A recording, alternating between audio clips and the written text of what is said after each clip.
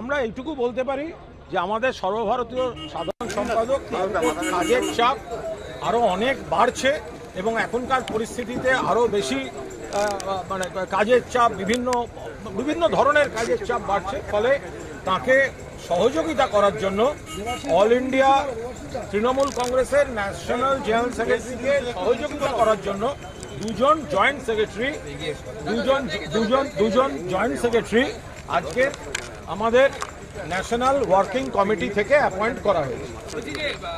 ছাত্র সংগঠনে দেখা গেল বদল আসলো, যুবতে বদল আসে, অনেকের বক্তব্য হচ্ছে দুটো কমিটি তো কোনো কাজ করছিল না দায়িত্ব নিয়ে।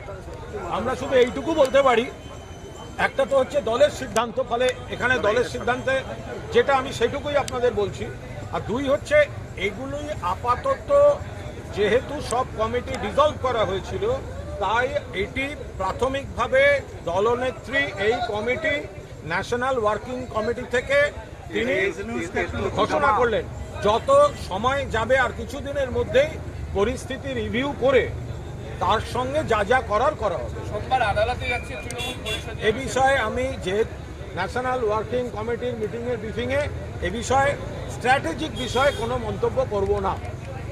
দাদা, আজকে কি বিধায়কদের কোনো মিটিং ছিল? না, বিধায়কদের কোনো মিটিং ছিল না। না, এটা পুরো ন্যাশনাল ওয়ার্কিং কমিটির মিটিং ছিল।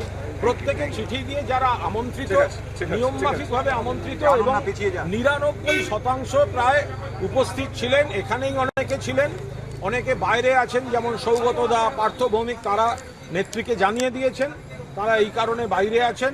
মহুয়া দিল্লি থেকে এসছে, ভার্চুয়ালি আবার অনেকে ছিলেন।